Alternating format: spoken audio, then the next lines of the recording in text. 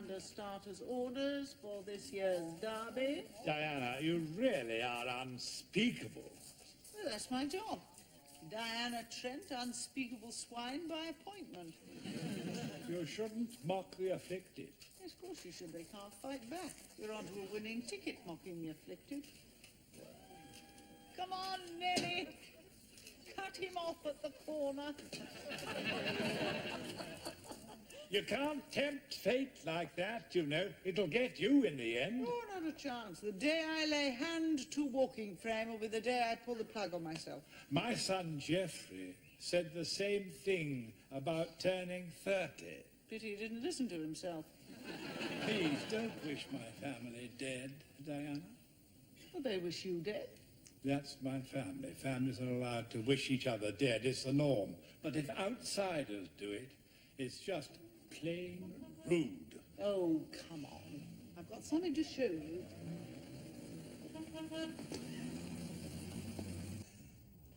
Yes, but what is it? Just wait. Is it something yummy? Oh, it is. Can I eat it? Not until after my niece's wedding. It's a cake. Marvelous. A wedding cake. No, it's not a cake. It's a hat.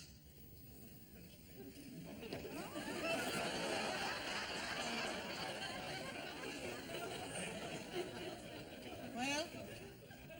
A hat? You're sure about that? What's wrong with it? Oh, nothing. Nothing. You don't look like a peppermint cream at all.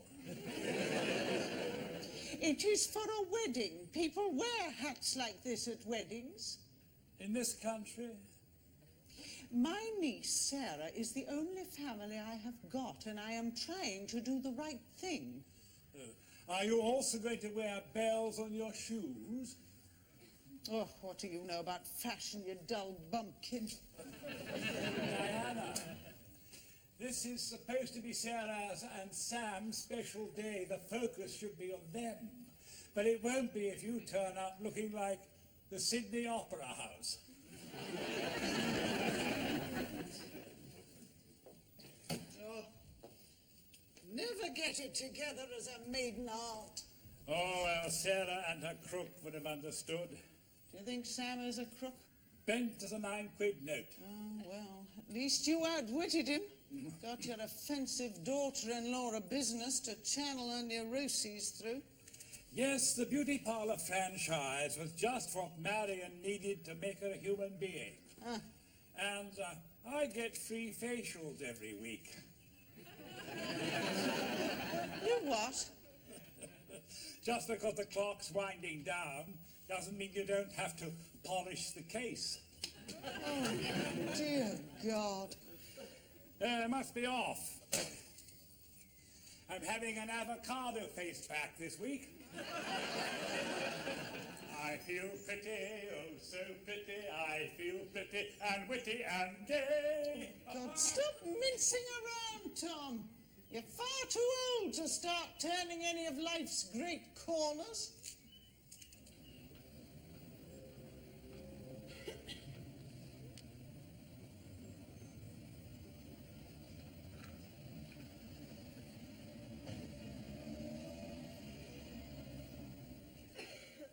Sarah wants me to give her away. Well, that's good, Dad. I'm very touched. That again? She's sniping at me again, Geoffrey. No, Dad. I mean, I got her this place.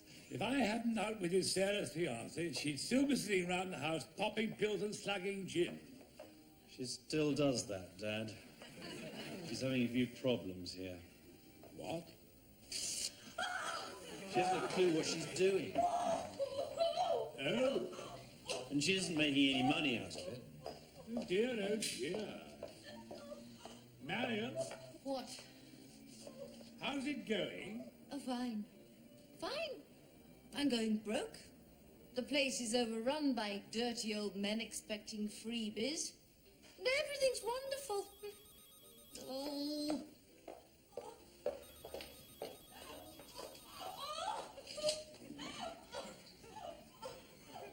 Why, Why isn't she making any money? Sarah's fiancé, Sam. You might have got us the franchise for nothing, but the small print gives him a percentage of the gross. He slices it off the top before we've even deducted expenses. Oh, dear. It's Diana. She's had a fall. How is she? Swearing the place down. Thank God she's all right. I'd better skip the mud pack this week.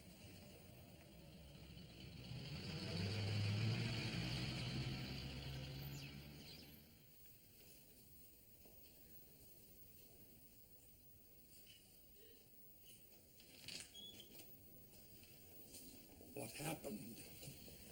She slipped and fell on her hip. She was trying to throw a brick at the gardener. How did you find her? Well, she was very, vocal. But people in the next village complained. So what's the damage? Severe fracture of the hip. They're going to operate soon. Have they knocked her out already? No, she's just very tired. Had a bit of a swear at the surgeon. Maybe we'd better be off. But if you carry on, Jane, I'll just sit here for a moment. Right. Bye. Bye-bye, Diana. You say I said bye-bye.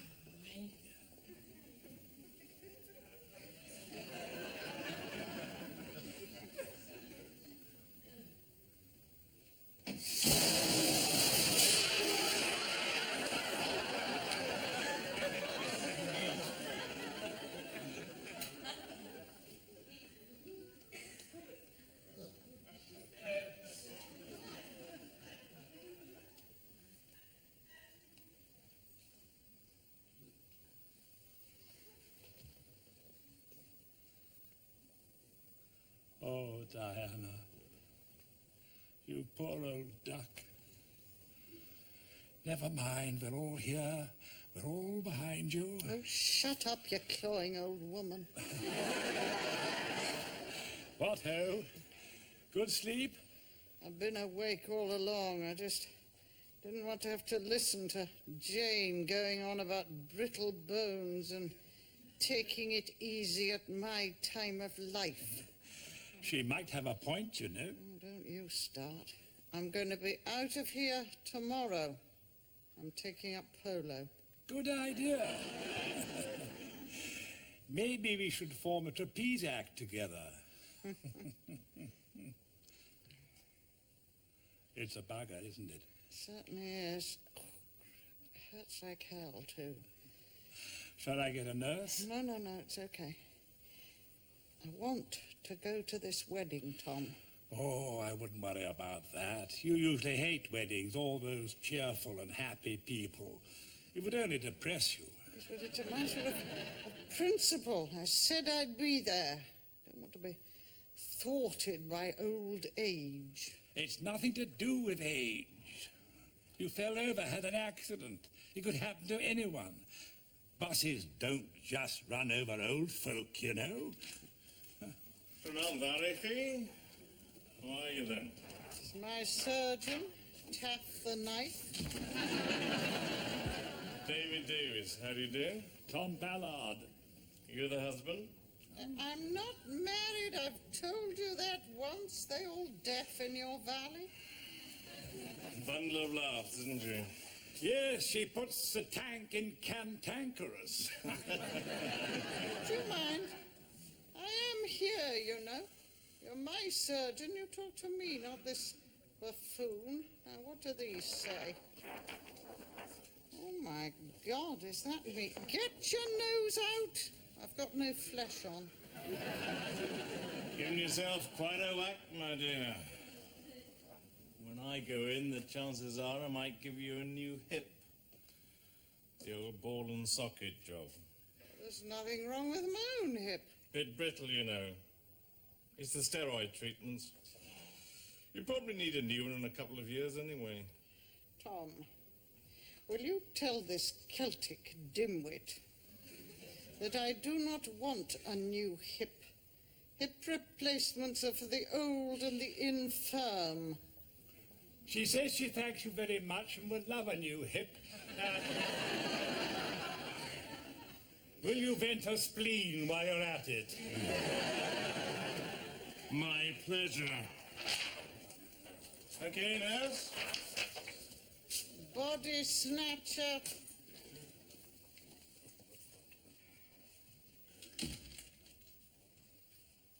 Oh, look what you're doing. Those things are sharp. Take it easy, old thing. There's nothing to be afraid of. I am going to that wedding. Here you are, Diana, our usual 6 o'clock gin. What? Fill it up, you old fool. You feel like getting legless and beating up a lager light? Okay.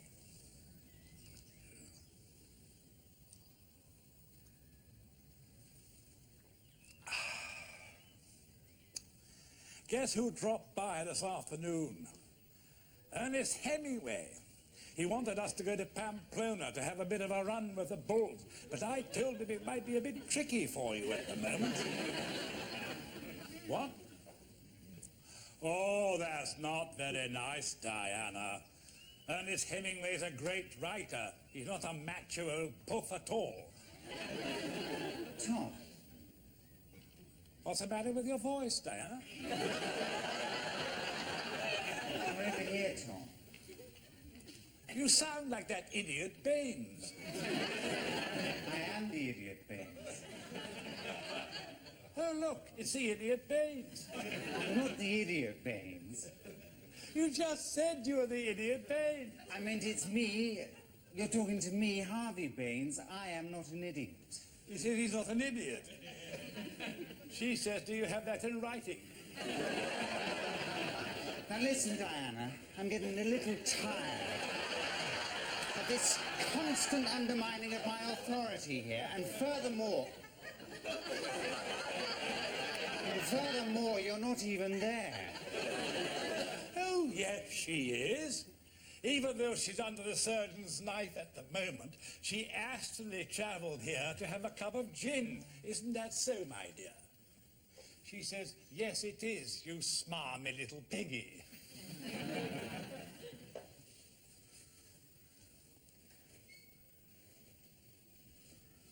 Diana is not there, Tom.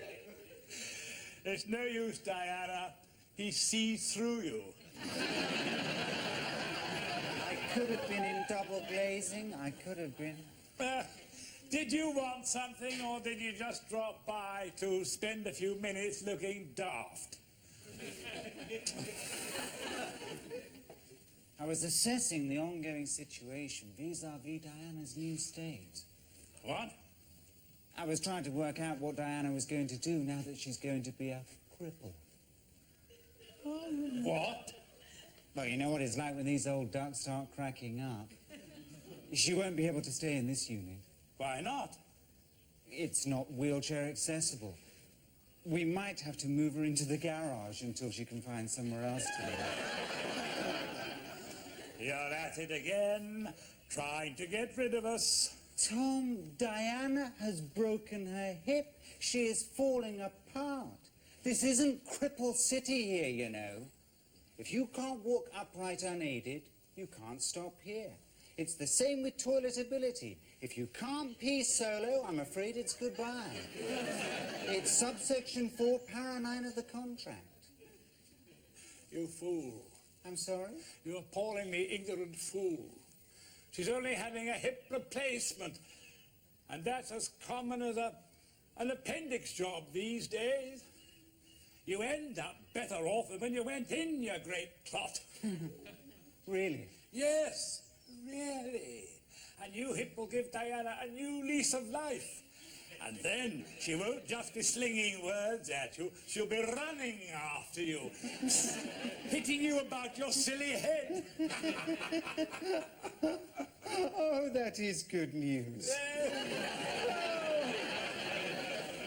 What wonderful news. Well, my prayers have been answered. I must send her some flowers.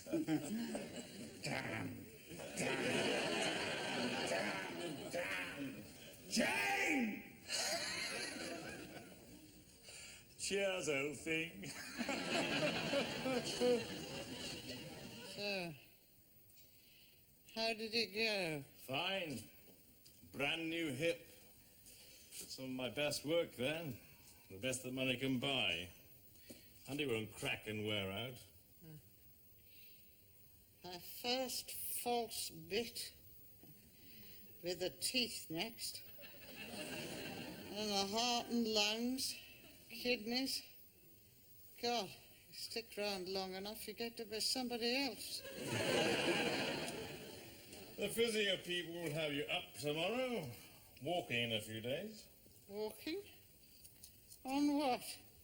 Oh, a frame to begin with. Then 2 sticks. Then 1. Then none. And after that, you can go back to the corps de ballet. Frame? A walking frame? What like old women use? For a few days. Never. Sorry? Never in a million years. I don't understand. She suffers from Zimmerphobia. She believes that once you put your hand on the walking frame, it is but a willy whisker away from the final plunge off your perch. Nonsense. All right, you've done your bit, you've earned your fat fee. Why don't you just go and jump into your Range Rover and bugger off? All right. Okay. You sort her out, Tom. I'll see you tomorrow. Well, he's turned me into an old person. Nonsense. If you're 35 and break a hip, they don't bung in a new one because you'll probably need it in a couple of years. They fix the damn thing. You get on with your life. Bloody quacks. Useless for women. Before puberty, they tell you, oh, it'll all be cured by puberty. Then later it'll be okay when you've had a baby. And then it's, oh, well, you're of a certain age. You'll be better after the change. And now it's, oh, well, of course, you've got to expect these things at your age. God. When is there a stage in a woman's life when she'll be cured of her ills without passing through some male-defined age barrier? I don't know. When she's dead. Unless she's a Buddhist, in which case they'll say, oh, don't worry, you'll be better in the next life. Why do those nurses never come and you press the damn buttons? What do you want? I want a drink of water. I've got a mouth like the bottom of a Turkish wrestler's coal scuttle or whatever it's called. I can give you that, for goodness sake. No need to run the poor staff into the ground. Tom, am I being a bit of a pain in the bum? A bit? No. You're just being a huge pain in the bum. Well, I'm fed up. It's only a wound. Flesh and bone. They fix themselves. It's nothing nasty, not one of your dark demons that lurk within and only announce their fatal presence when their deadly work is well nigh done. Oh, my God, Tom, don't start going gothic on me. I'm just saying it'll be all right. It's no big deal. You're trying to set it up as some sort of watershed, which it isn't. I wouldn't be seen dead on a walking frame. But how else will you get to that wedding? Well, it's simple. They'll have to postpone it.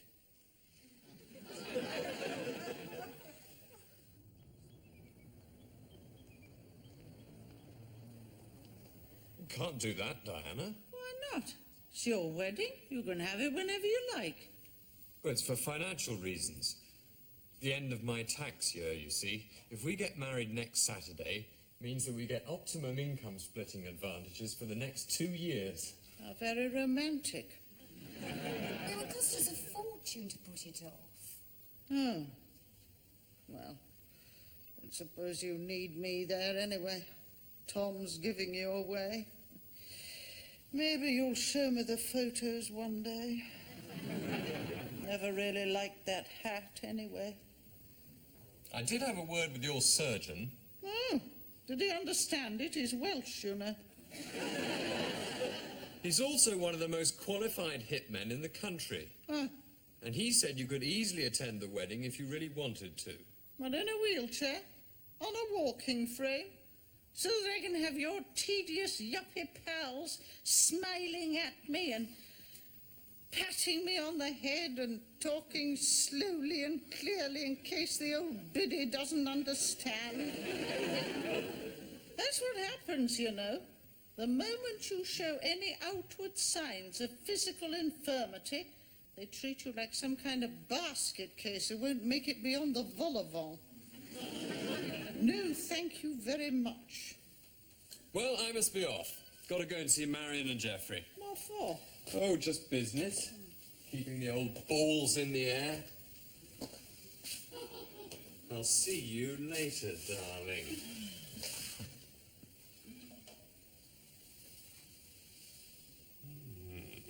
Do you mind? This is a hospital, you know. Ciao, Di.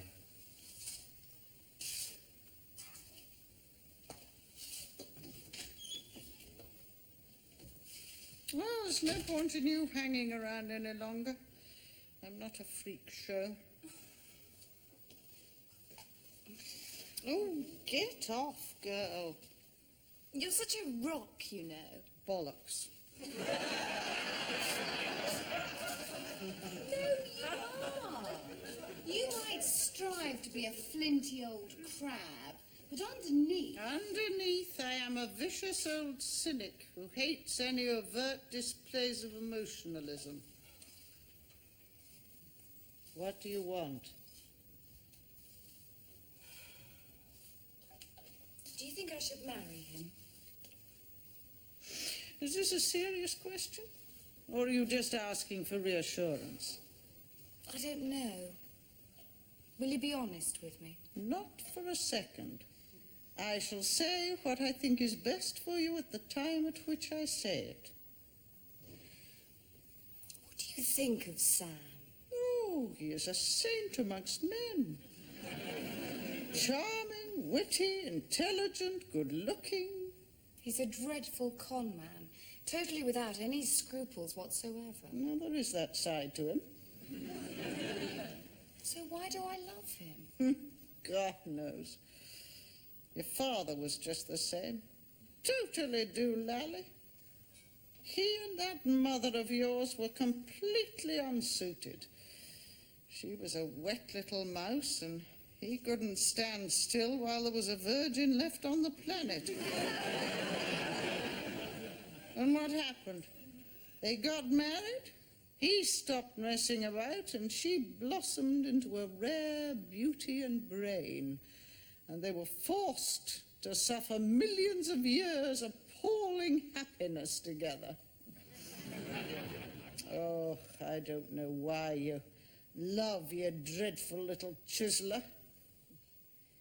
Love isn't a quantifiable or definable product. It's it's like a sort of elephant sitting in the corner of your sitting room. You can't ignore it, but if you don't do something about it, you're going to find yourself knee-deep in elephant poo.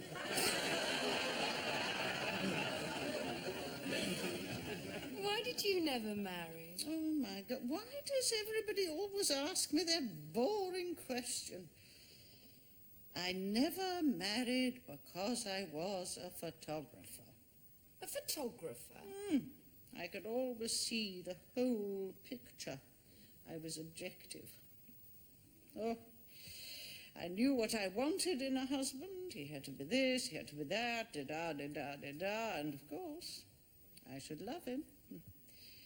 Just one problem. The The good guys, the responsible ones, the kind ones. But they never threw the magic switch. They never lit up my promenade. Huh. No, the firework merchants were the pirates, the swashbuckling, no-good so-and-sos, the bastards. And you weren't going to marry one of those? Hoo-hoo, no. Sam's a no-good, a pirate. And I am here, on my own. You mean? Maybe I should have nailed my colours to one of those tall masts, even if the ship was rotten and sinking. So marry a wicked charm boat. And the moment he steps out of line, you string him up by the offending part. And if there's another woman involved, drop a truck on her. You break him down, but all the time, you give him everything you've got. And if at the end of it you are not gloriously happy, well, you can always strangle the little sod. Thank you, Diana. Is that what you wanted to hear? Of course.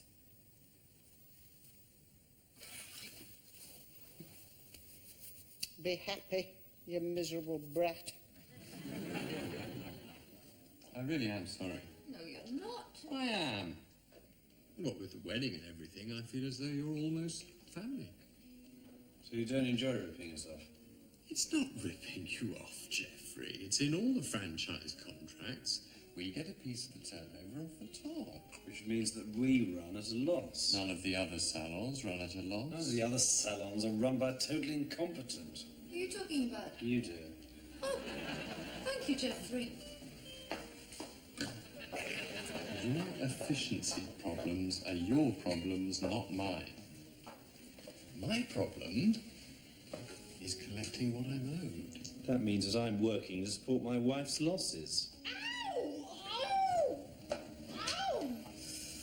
Oh! Ow! Have you thought of changing your wife? It's difficult. Do shut up. Just suck your silly finger. She has a bit of a problem with interpersonal relationships. Right, you go. So, if I could just have your check. I suppose so. Hang on a tick. Oh, still daylight. Hello, Tom. I didn't see you there. Jeffrey, do you enjoy spending your spare time here? No, Dad. Marion, are you happy in your work? Sam, what happens to those who default on their payments? The franchise reverts to me and they lose what they paid for said franchise. Which is nothing, because I threatened to tell Sarah what a crook you were unless you gave them a free franchise. Right, but, So it's obvious. What is? Jeffrey, Marion, you're not enjoying yourselves, you're making no money. Pick up your bed and walk. What? You can quit. Just like that? Yes. I can't believe it. Quick, out the door before Mrs. 50 here rewrites the contract. just a minute. Bye-bye.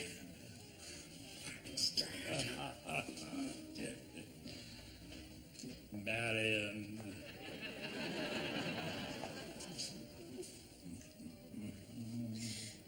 Thank you, Tom. Off you go. What about my nails? Bite them. Sorry, old chap. Not at all. You're a pretty good mover, Tom. A real soft-top GTI. What about my nails? Have you paid yet? No. I'll be right with you. I'll see you at the wedding, Tom. Oh, and if you do ever think of going into business, stay away from me.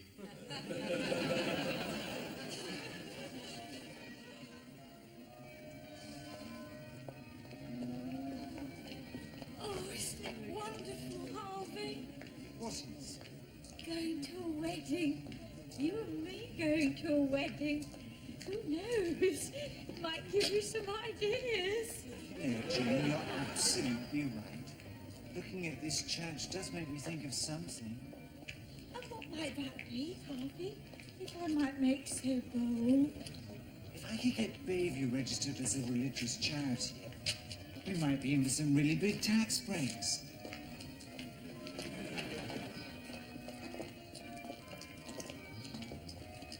Oh, Geoffrey, life is so wonderful. That's because you're drunk, dear. Yes. It's so nice to be back to the old me, drunk and stupid. Here comes the groom, the rotten bastard. He's not sexy. Jeff, could you do me a favour? I've lost my best man. How did you do that? I had to fire him this morning. Wasn't he also your brother? Yes, but he's out now anyway. So I was wondering if you could do the honours for me. He'd love to. No, I wouldn't. I think you're a swine. 500 quid? Have you got the ring?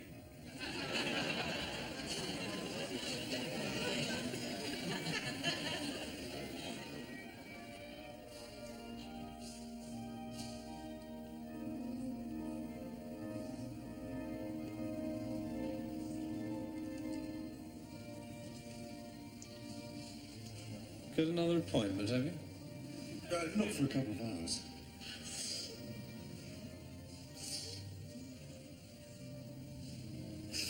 I always cry at weddings. Not on the suit, Jane. Sorry, Harvey. Such a shame Diana isn't here. Very sad. Poor Diana. Well, let's hope things don't go terribly wrong and she gets gangrene and has to have her leg off. Falls over all the time.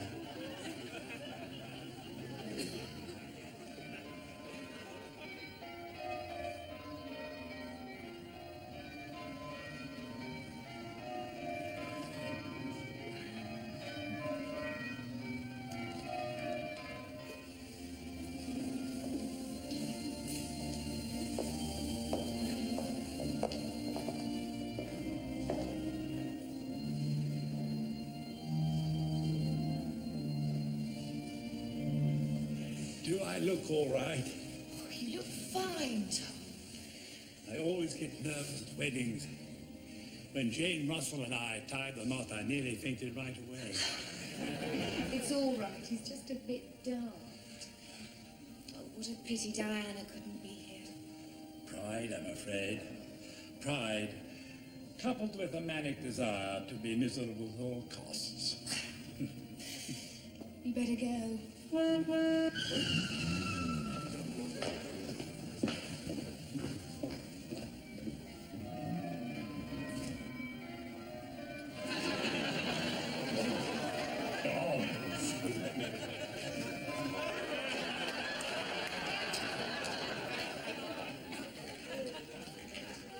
What is it? We'd better hang on a second. Come on, you silly fools. Get out of my way. All right, you crooks. Quick march.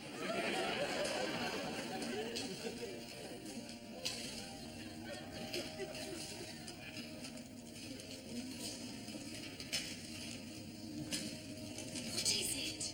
It's Diana Brando and the Wild Bunch. Tasteless. Oh, bother.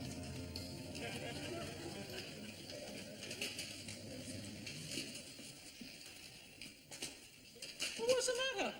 You never seen anyone with a Zimmer before? You play the music.